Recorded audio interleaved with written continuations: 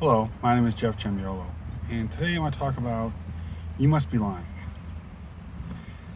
Not that people lie, but what's interesting is sometimes you go over and you tell someone something, and they look at you and say it shocks them so much that it's so different from their thinking that you have to be lying about it.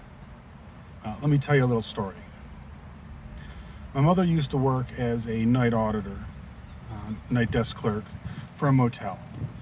Her boss was a Lebanese man who was married, and I overheard my mom telling I believe my aunt, that you'd be surprised when you mention to people that your boss, the owner of the business, actually steals from his own work, steals money and everything, and no one actually believes them. Works with him, she sees him do it. And the understanding from what I gathered from my mother was actually that he would take this money and actually use it to wine and dine younger ladies. So, being married didn't really matter to him, I guess. Oddly enough, years later, I kind of dismissed it like, hey, well, that sounds crazy. But years later, I actually came to work for the man as a dishwasher. And working with him, it's more than accurate. Um, he also found some other details, such as he doesn't really own the business, his wife does. So essentially, his wife has money from another source. I'm assuming family money. And basically, keeps him out of trouble. That's what it does. So he runs the place and pretends to make a profit or not make a profit. But every now and again, the wife would come over and ask my mom about something, and she just shake her head, no, like, he's still at it, kind of thing, and the lady would be disgusted and walk away. You know, what a marriage that would be. But it's just when you go tell someone that someone would steal from their own business, it's like, what? But there's reasons for that stuff. Another fairly crazy story was about my wife Annette. When we were together, we used to do things for Halloween, and we dressed up one year. I dressed up as a woman, and I wore a skirt, nylons, and everything. And she took a couple pictures of that.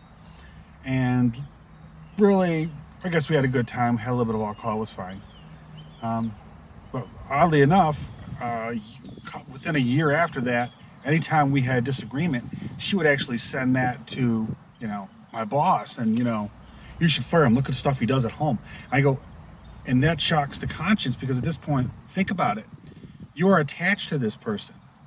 We are married. If we don't have any, if I get fired today, that would mean that none of us have money. But doesn't sink in. And literally, as I said, it sounds crazy. I go, but it happens. What's crazier than that is, after a while, after literally 9 years, I said, enough. I'm sick of the abuse, and I left. Literally, we separated ways. I want nothing to do with her. I believe it was 6 years later, my youngest stepdaughter found me on LinkedIn, I believe, and gave my information to my middle stepdaughter. And she asked me a question. She got some nerve. She asked me some questions. She said, hey, can you tell us why you and mom broke up? I understand why you're in hiding, kind of thing. Why did you break up? And I realized for a minute there that she really didn't know. It's all whatever mom said. And realistically, after I left the picture, my wife, Annette, went to live with her for years. So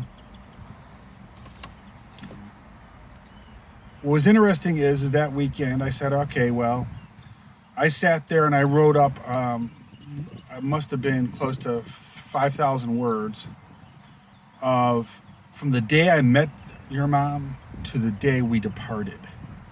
Everything that I know about this and all the crazy in between, because there's a lot of interesting crazy, which I did cite in my story. A lot of that's the basis actually for most of the story. Was I already had a lot of it written down.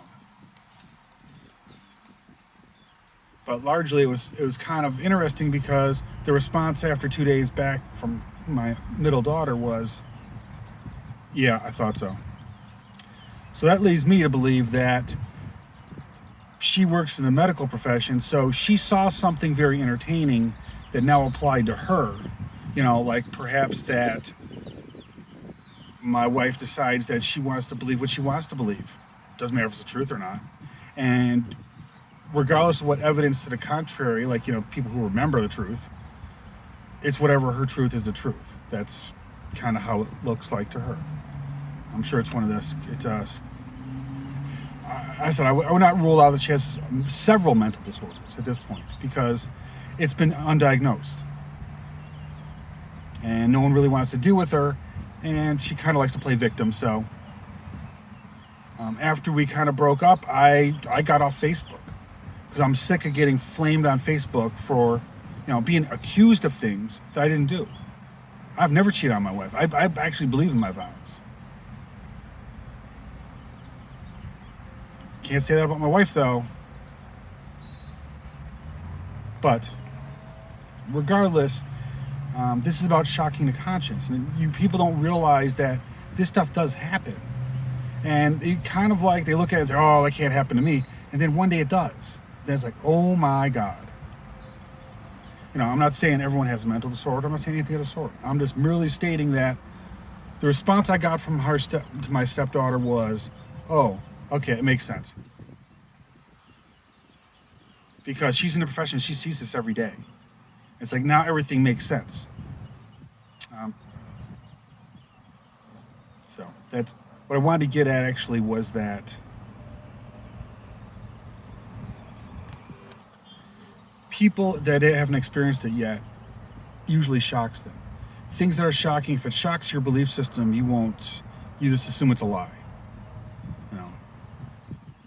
Like we've never went to Mars, But there's also other side of the fence that says, well, we've colonized Mars. So it's kind of like a flip side of the fence, like, well, both can't be right.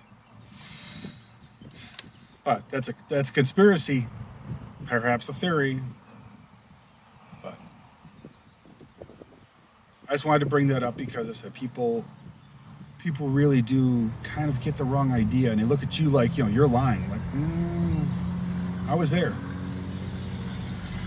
Just like someone stealing from his own company. Why would you steal from your own company?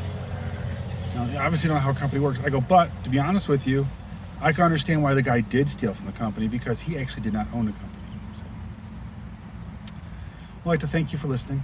I hope you have a great day.